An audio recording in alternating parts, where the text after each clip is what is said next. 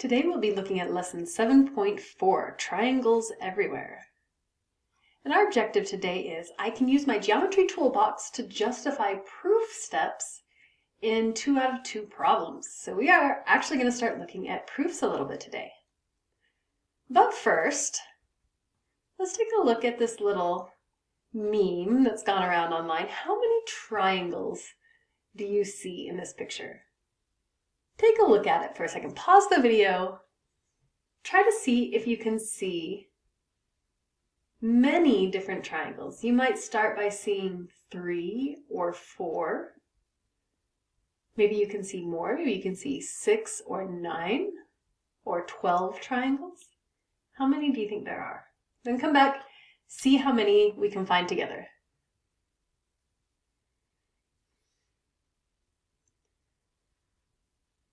Okay, so let's take a look here. You might see this triangle right here at the top, this one as well. And so we see those 3 triangles there. You might have also seen this bigger triangle around the whole thing. If you keep looking, you might have seen these triangles that come down to the middle area. A little bit bigger triangles. So now we're on, let's see, we had 1, 2, 3, the big one made 4, this one was 5, 6, 7 triangles, and we can continue down to the bottom. 8, 9, 10 triangles.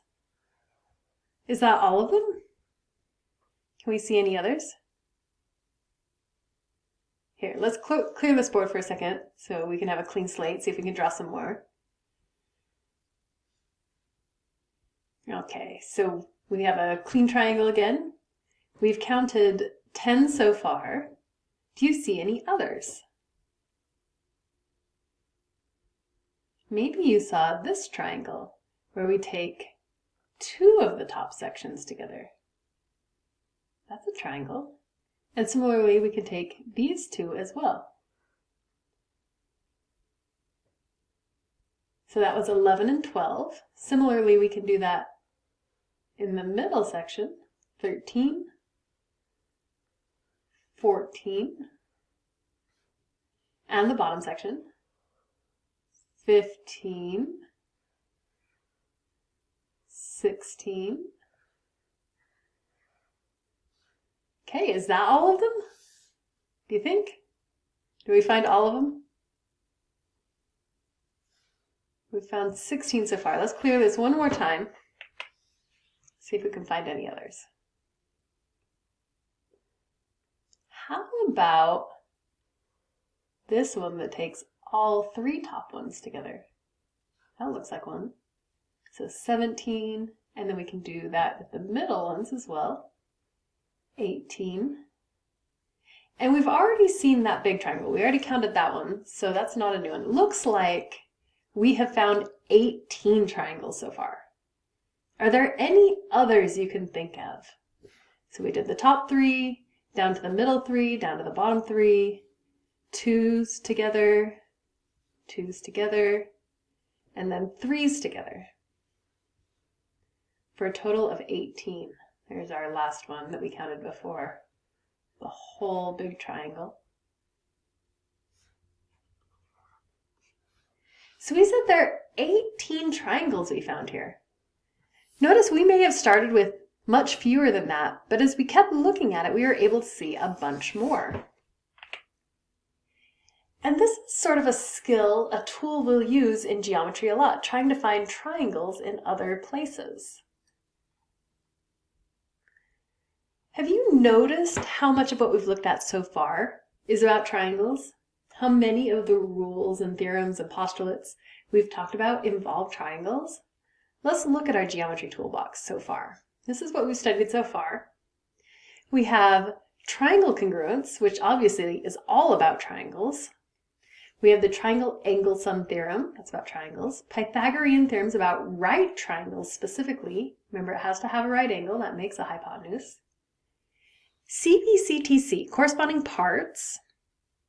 Now we said that could actually be about any shape. Corresponding parts of congruent objects are congruent, but it's so important in triangles that we actually specifically said triangles in this one, CBCTC, for triangles specifically. So you notice the only one up here that doesn't talk about triangles specifically is the reflexive property. An object is congruent to itself. That applies to triangles and everything else. But we seem to be obsessed with triangles. Look at all these rules we've come up with. Congruence rules, theorems, postulates, things we can manipulate triangles with, evaluate and analyze triangles. Why do you suppose we do that? Why do you suppose triangles are so important? Why do we have so many rules involving triangles?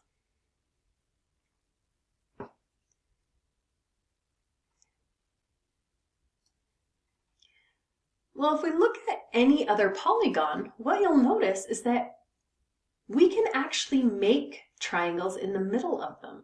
In any other polygon, we can make other triangles, and that's because a triangle is the polygon with the smallest number of sides. So as we divide other polygons up, we tend to get triangles. So let's take a look. This says, try drawing all the diagonals in this irregular pentagon. So this is a 5-sided shape. It's not regular. All the sides are different lengths. All the angles are different. But let's try drawing a diagonal. So we'll draw a diagonal from A over to D. And what did we get? Well, this one over here is a quadrilateral, but this is a triangle. We made a triangle just by drawing a diagonal. What if we drew that diagonal as well? Now we have 3 triangles. You'll notice if we keep drawing diagonals, we get even more triangles. We could even draw lines from intersections to vertices. Oops, that wasn't quite there. Down to the vertex. And we create yet more triangles. And we can use all of these triangles when we're trying to analyze shapes, when we're trying to do proofs and congruences. We can use all of our triangle tools to figure things out about all these individual triangles. So it becomes a very useful tool to be able to divide up other shapes into triangles. You remember when we did regular polygons, we drew all these diagonals and that made a bunch of triangles. And then we had, then we could figure out those central angles. Down here we have a trapezoid.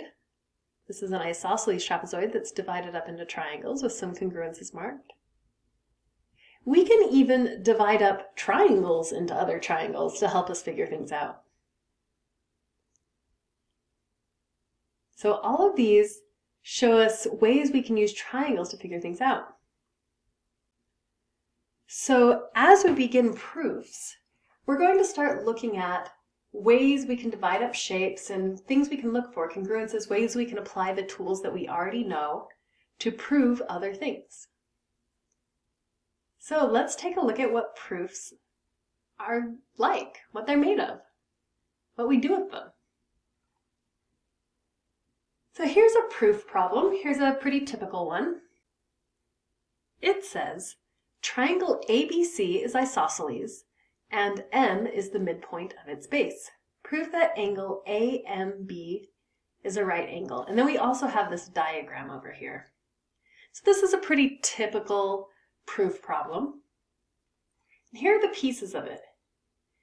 We have what's called given information. So this can be either written out or it can be in the picture they provide. Both of these are considered given information, and you can assume everything they say here is true. Now notice, though, that not everything they say in the words will necessarily be in the picture, and vice versa. Not everything in the picture will necessarily be in the words. It's your responsibility to figure out which pieces go where and which are valid. All of these statements will be true. All these congruences marked will be true. But we've already had this warning. Drawings will be misleading. Things will not look the length that they end up being. Lengths will look different when they're the same. They'll look the same when they're different. Things will look like 90-degree angles when they're not. All of these things, you can't assume anything other than what you are given and what we've learned in postulates and theorems. So this is the given info right here.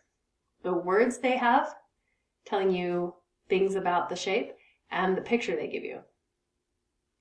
Notice we left a little piece out here of the given info. We're going to talk about that right now. So this is the statement that says what we're going to prove. Prove that angle A and B is a right angle. This is called a conjecture. A conjecture is a statement about something that we think might be true and we're going to try to prove it. Notice that the conjecture is not considered given info. Given info is up here. The conjecture is simply what we're trying to prove, and it is not considered given info. It's all by itself here. It's the conjecture. And then we have how we solve it, which is called the proof. And this is what that looks like. We have step by step, we go through and try to give evidence for something being the case. And for each step we do, we have to give a reason, we have to give a justification. So you can see here we have a line segment congruent to a line segment, and that's definition of isosceles triangle, so that was given. We might just say this is also given. And each step we provide a reason that we can claim this to be true. We use properties, theorems, postulates. We can use any of the given info, anything in our geometry toolbox, anything in a previous step in the proof, but be very, very careful. Do not use the conjecture as your reason. Your conjecture should never show up here because that's what we already don't know. We don't know that's the case. We're trying to prove it's the case. So as a matter of fact, we should get to the conjecture right here. The conjecture should be our very last claim, and we should have a reason to justify it. But it should never, the conjecture should never show up as a justification itself because we don't know it's true.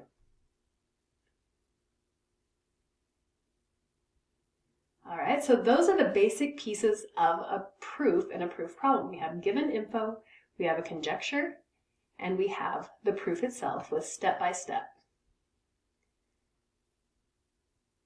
Now, before we jump right into a proof, we're going to look at one more tool for our toolbox, and it's called the linear pair postulate. Remember, a postulate is just something we sort of assume about the universe. We all kind of agree that it's true. We don't think we need a proof for it. And this one says that when two angles form a straight line together, so like these two here, A and B, when they form a straight line, their measures add up to 180 degrees. So here we have a straight line. You can see it's divided into angles A and B. We can just say that A plus B is going to be 180, or the measure of A plus the measure of B would be 180. That sort of follows from the definition of a circle, right? A straight line is halfway around a circle, and a circle is 360, so this is halfway to a full circle. So we're also going to use this linear pair postulate in some of these proofs today. So let's get started. Let's try one of these proofs. So here's our first one. Two straight lines intersect as shown. So these are straight lines. Straight lines, they're intersecting. And we want to prove that angle X is congruent to angle Y. Now this conclusion, this theorem is so important that we actually gave it a name, and we will add this one to our toolbox as well. This is called the vertical angles theorem. Whenever we have two straight lines intersecting, the opposite angles would be considered vertical angles, and they are congruent to each other. But we can't just state that. We have to come up with justification. We have to convince other people that this is the case, and not just the case in these two straight lines, but all straight lines. So how might we do this? Stare at it a little bit, see if you can come up with any of those geometry toolbox tools that we might be able to use here.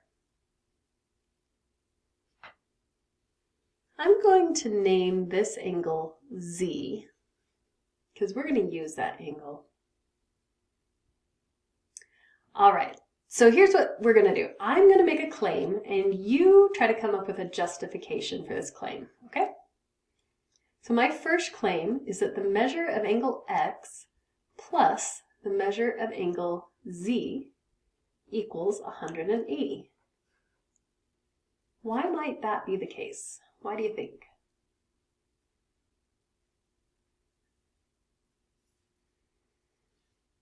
Well, we have this is angle x plus angle z, right?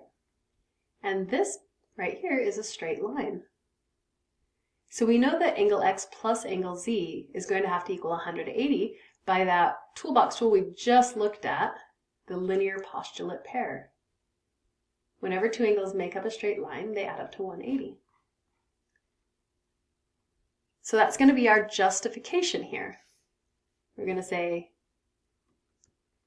x and z are linear pairs. So this is the linear pair postulate. Okay, so here's my second claim. Measure of angle y plus the measure of angle z equals 180. That looks pretty similar, right? Can you see on the diagram why that might be the case? Can we provide a justification for it?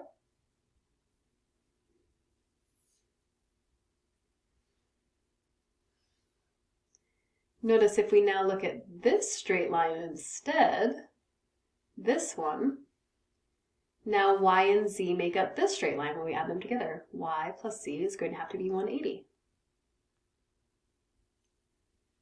So once again, this is the same reason. We're again going to say this is a linear pair postulate that guarantees these two added together will be 180. Now looking at what I have in these two steps, I have measure of x plus measure of z equals 180, and measure of y plus measure of z equals 180. And since these both equal 180, they're going to have to equal each other as well, right? This is that old algebra property we talked about, where if A equals B and B equals C, then A equals C. Do you remember what that was called? We talked about this like units and units and units ago, like all last semester we talked about this. This had a name that was called the transitive property of equality. If A equals B and B equals C, then A equals C. So if this equals 180 and this equals 180, they have to equal each other. So I'm just going to write them equal each other. Measure of x plus measure of z equals measure of y plus measure of z. And we said this was the transitive property of equality. Now, the transitive property of equality is an algebra rule, but we can still use algebra rules. Even, in fact, remember back in like unit 3 or something, we did algebra step by step and gave these very elaborate explanations of every single step. We were actually doing algebra proofs. So we can take those same rules along with us. We can use algebra rules in geometry. So we're adding things, we're using equalities here, so we're using the transitive property of equality to get these two things equal to each other. We can also use this other algebra principle. Remember, we could subtract the same thing from both sides. Notice we have a measure of angle z on both sides. So we could actually do subtract measure angle z from both sides, and that'll get rid of it. And notice what we're left with. We're left with measure of angle x equals measure of angle y. And our justification here was the subtraction property of equality. Property of equality. Well, that looks a lot like what we were trying to get at, right? Measure of angle x equals measure of angle y. We're looking for angle x is congruent to angle y. Well, that's what congruent means, right? The measures are the same. So now we can just write this conclusion by the definition of congruent.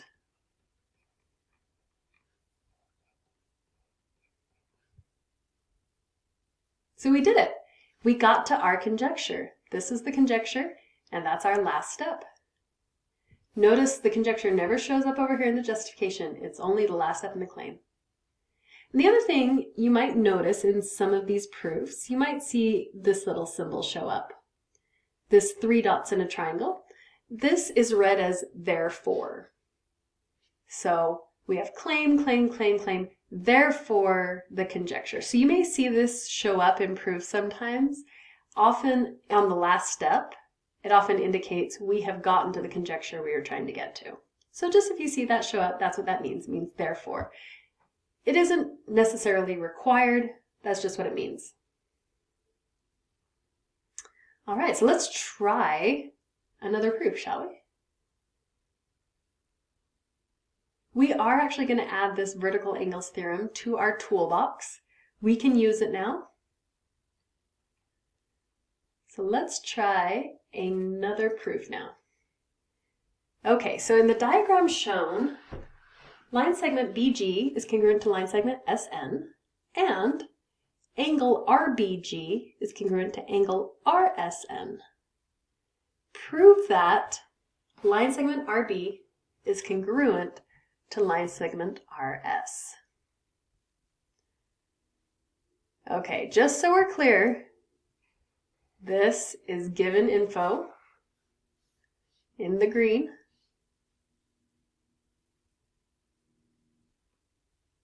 This is our conjecture in the blue. We need to make sure not to put the conjecture into our proof.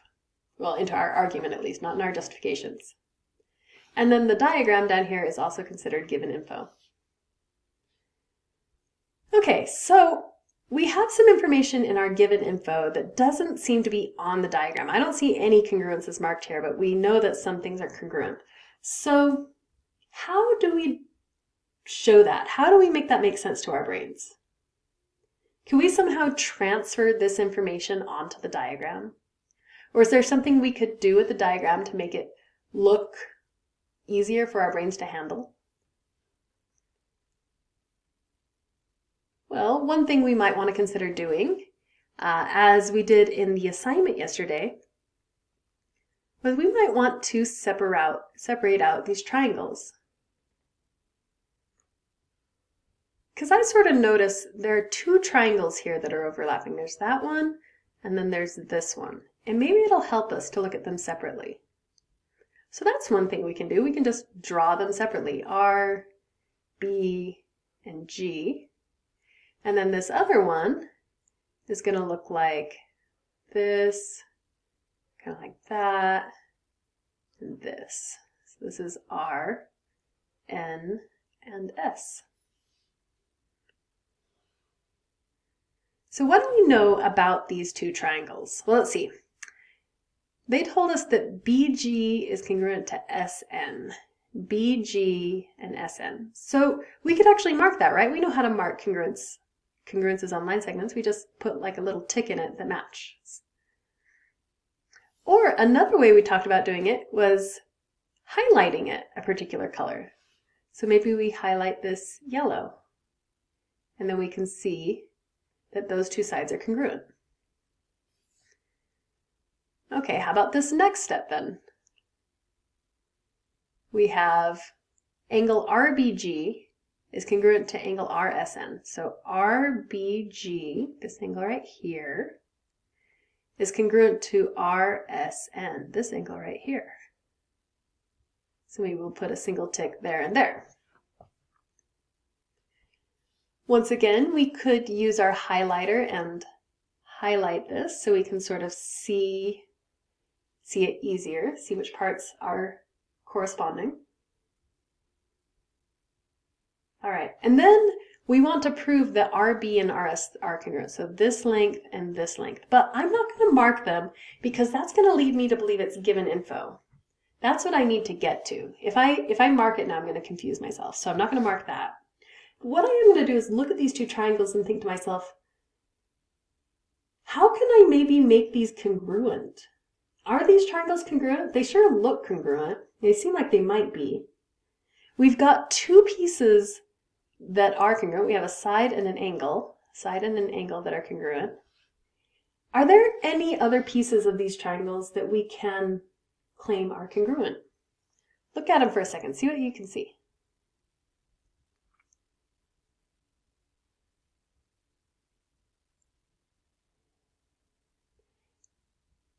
Maybe you noticed that this angle R is overlapping.